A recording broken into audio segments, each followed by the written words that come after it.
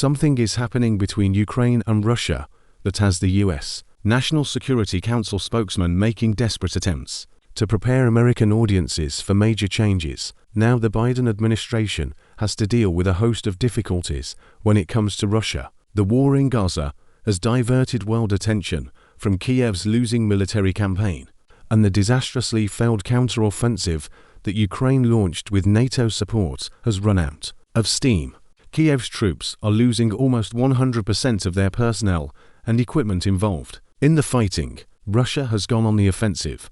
According to initial reports from the front lines, it has made more gains in the first few weeks of its attacks than Ukrainian troops did in their entire counter-offensive, which lasted 5 months. To top it all off, the American magazine News and World Report has just published a ranking of the world's most powerful militaries, in which Russia took the top spot, displacing the United States. At times like this, the White House usually turns to its political strategists, who are adept at manipulating information, and there is no better expert in the art of PR than John Kirby, Strategic Communications Coordinator for the National Security Council. He said Russia appears to have gone on the offensive, launching a new offensive in eastern Ukraine on several fronts at once, including near Avdiivka, Lyman and Kupiansk. This offensive, Kirby continued, was not a surprise.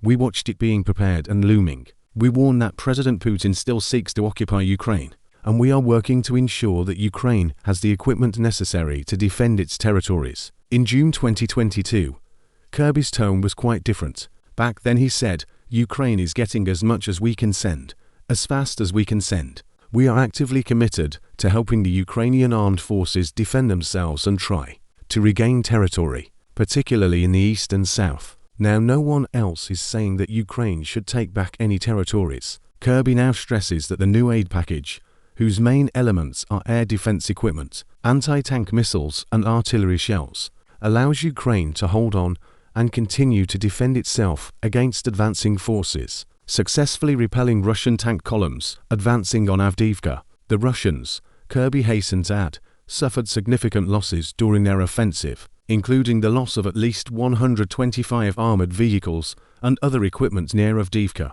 enough for a battalion. Despite this setback, for which Kirby provided no evidence, Russia is expected to continue attacking Ukrainian positions. This is a dynamic conflict, Kirby said, and we need to remember that Russia still retains some offensive capability and will likely be able to make some tactical gains in the coming months. The difference between Ukraine is going to regain lost territory and Russia has gone on the offensive and is likely to make some tactical gains is already so obvious that it cannot be ignored. There is something going on between Ukraine and Russia that makes Kirby desperate to prepare American audiences for some major change on the battlefield that will be exclusively in Russia's favor.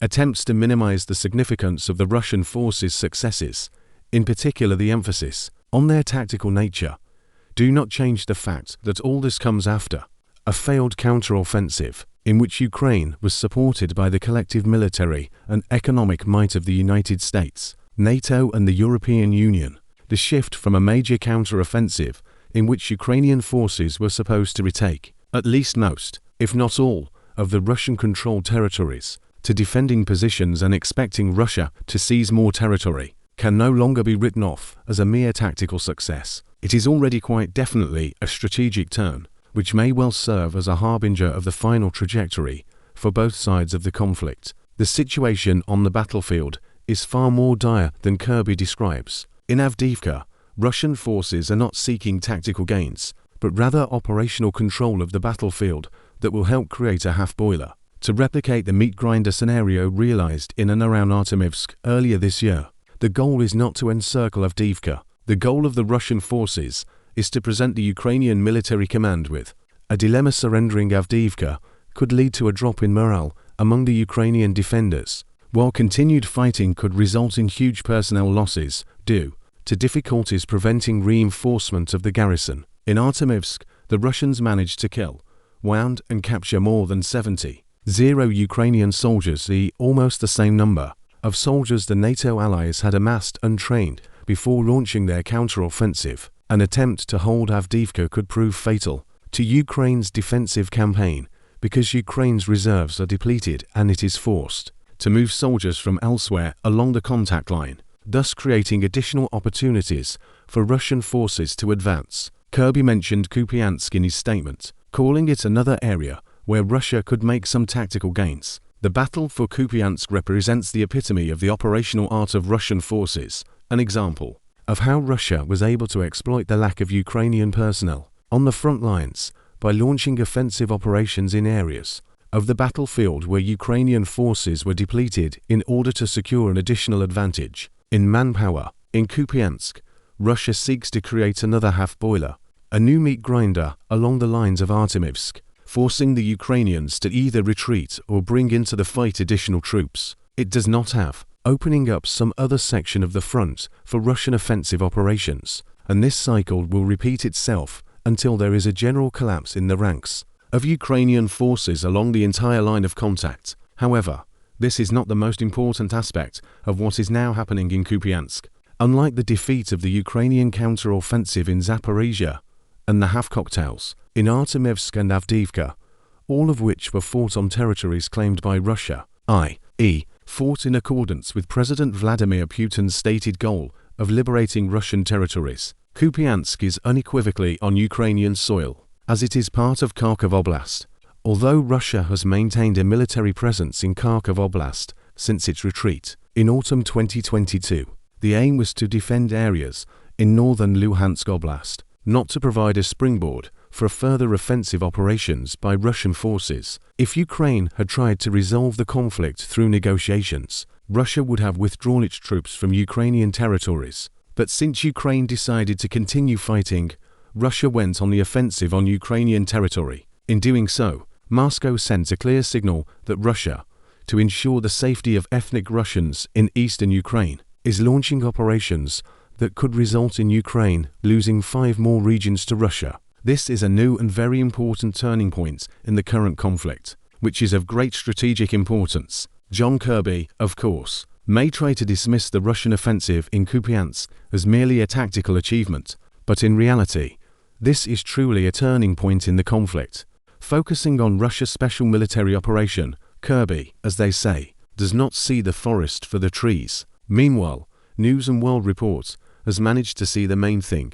Somehow Russia, whose armed forces, according to the Western media and Kirby, are suffering horrendous losses, resulting in operational paralysis due to low morale, highly ineffective leadership and inadequate logistics, has managed to overtake the United States to become the most powerful army in the world. This ranking not only refutes the idea of Russia's incompetence in its military conflict with Ukraine, but also serves to reflect a reality that the West has largely ignored. While Russia is successfully conducting its special military operation, it is also building up its regular forces. Achieving this goal requires not only a massive recruiting effort at the same time as fighting in Ukraine, but also a huge investment by the Russian military-industrial complex, which must not only supply weapons to the Russian forces fighting in Ukraine, but also provide logistical support for the additional 600,000-strong force. The Congressional Commission on Military Strategic Doctrine of the United States has just released its final report, which states that America needs to dramatically increase the size of its non-nuclear armed forces. How this can be done, beyond additional funding, is not addressed in the report, but even a modest increase in the size of the armed forces at a time when the U.S. Army is unable to recruit enough people to maintain its current structure and composition seems an impossible task, while the collective West, the United States, NATO, and the European Union is struggling to find a way to continue to support Ukraine's military efforts. Russia has seized the strategic initiative in its NWO despite the fact that the NWO is of secondary importance to it. Russia's primary objective is to create an armed force capable of fighting back and defeating the West's collective forces. For this purpose, Russia is forming new units equipped with modern military equipment, which is being actively assisted by its defense industry. Meanwhile, the West is trying hard to turn an army that exists mostly on paper or in the imagination of its leaders into something capable of entering the battlefield in the event of a large-scale ground war in Europe. Today, the Russian armed forces are a battle-tested and battle-hardened army that has learnt a lot of tactical and operational lessons, which it has learnt at the cost of fighting hard for more than 600 days. Meanwhile, the armies of the collective West struggle to get out of their barracks, are organized and equipped to outdated standards, and would barely last 2 weeks in the event of large-scale fighting. John Kirby can manipulate the facts all he wants, but he will never be able to refute the reality. Russia is winning the conflict in Ukraine, and it is superior to the United States and NATO in terms of military power. Now it is not the United States, but it is Russia that has the strongest military in the world. Scott Ritter is a former intelligence officer in the US Marine Corps.